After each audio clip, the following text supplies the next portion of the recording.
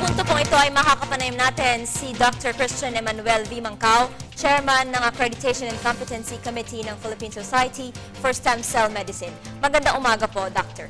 Magandang umaga din. Yes, sir. Dun sa nakaraang balita po, maririnig natin na yun pong epekto ng stem cell ay hindi maganda para kay Chairman Villar. Ano po ang reaksyon ng inyong organisasyon tungkol dito at may aksyon na po ba kayo, sir? Ginagawa na natin ang mga paraan para makontrol yung illegal practice of stem cell medicine, especially sa mga produkto na sinasabing stem cell na hindi pala stem cell. At ang publiko ay ng awareness para gagamit lang sila o magpa-stem cell sila sa mga lugar na may lisensya at mga doktor na may lisensya din ho. Kasi marami nag-practice ng stem cell, hindi naman mga doctors of medicine, and they are not also licensed. Ano po ang ginagawa ninyo to regulate, sir, itong mga nagko-conduct ng stem cell therapy? Well, manotice mo yung FDA with the DOH and yung society, also for the Philippine Medical Association ho, ay makita nyo na ngayon, even yesterday, na may press con sila doon sa Rembrandt. Primarily for the purpose of controlling itong paglaganap ng illegal stem cell therapies sa buong Pilipinas.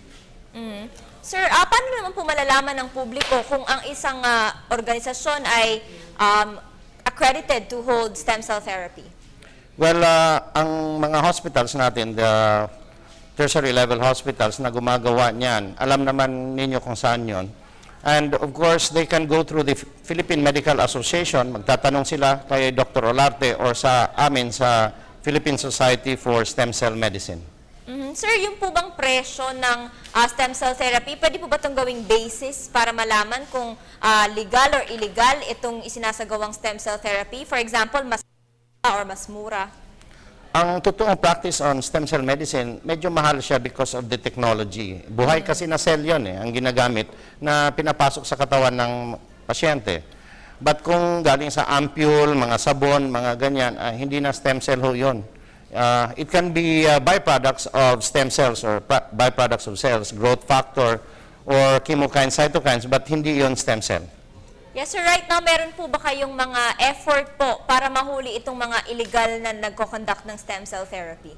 Malaman naman nila soon enough kung anong ginagawa ho kasi may crackdown na kasi on the illegal practice ngayon. So nagsimula na po, pero hanggang Nagsimula. ngayon wala pa pong nahuhuli.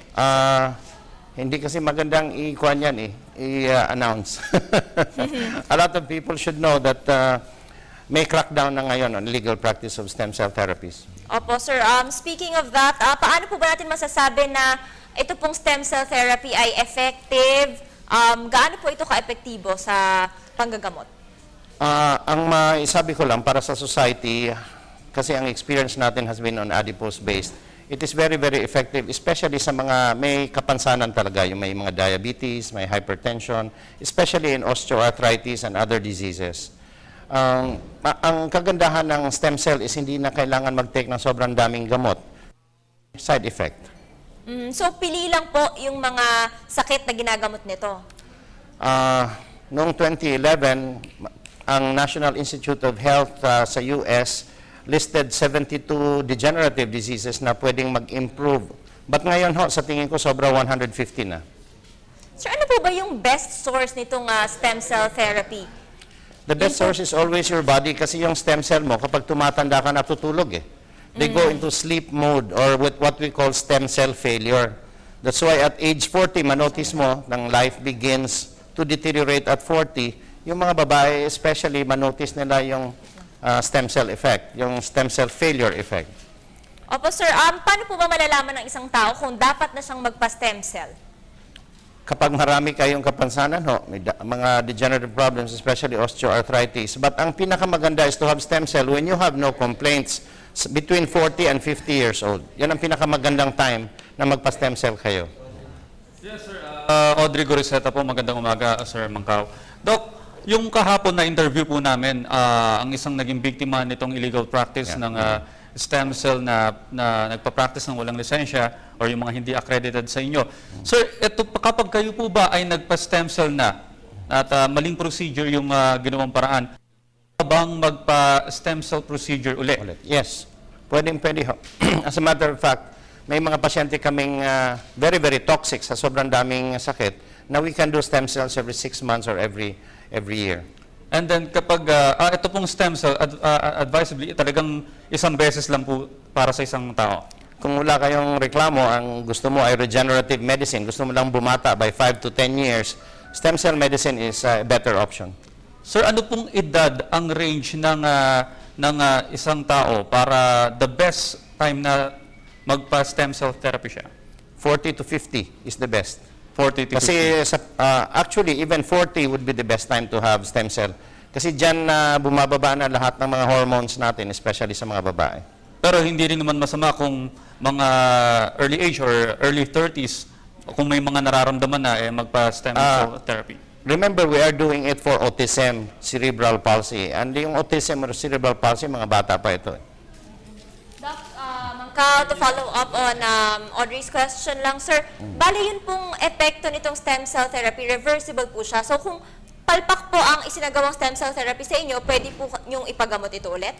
Yeah, we can do that. And rest assured na the methodology na ginagamit natin is for the benefit of the patient. Mas costly lang, ano, sir? Well, it's not really that expensive if it is when you compare it to other methods. Kasi yung other methods is 2 to 4 million. Sobrang mahal naman for the common tao. Pero sir, right now, meron po ba kayong figures kung ilan po yung epektibo at ilan po yung medyo hindi epektibo? As of now, because stem cell therapy is relatively new, it will take more than 5 years to collate all that data. Ang na-compile natin is for the registry. We are trying to document all the cases na ginagawa natin on stem cell so we can make a official analysis on all of this. Sir, ano po yung mga pwedeng ikaso dun sa mga illegal na nagko-conduct nitong stem cell therapy? Depende ho yun. Kapag may lisensya, wala yung mga nagpa-practice. Kasi ang dami kasing nagpa-practice dyan sa tabi-tabi, sa mga beauty parlors or sa mga spa na who are not doctors of medicine. And they are doing injections. Yan ang problema kapag nag-i-injection sila.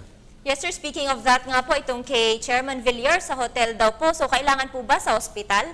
Isinasagawa itong Mas maganda sa licensed na ambulatory clinics, operating rooms, and sa hospital talaga. Yung nangyari dyan sa hotels, marami yun hindi lang dalawa yung pasyente sa isang gabi. Minsan naabot siguro ng 13 o sobra dyan, yung mga 30 patients na inikot-ikutan, ini-injectionan. Pero sir, kung sinasabi nyo nga po na illegal, of course, wala po siyang lisensya. Ano po yung mga sanctions na pwede pong ipataw sa kanya? The best for the police body natin is to arrest all these people who are doing illegal practice, especially yung mga nagpapanggap na doktor na hindi naman doktor. So, kalaboso na lang, sir. Bali, pang huling tanong na lang, ano po ang payo ninyo sa mga gusto pong magpa-stem cell therapy? Kung gusto niyo ho ng reliable stem cell therapy, pumunta kayo sa mga malaking hospital. Medical City, I believe, is doing it. Makati Med.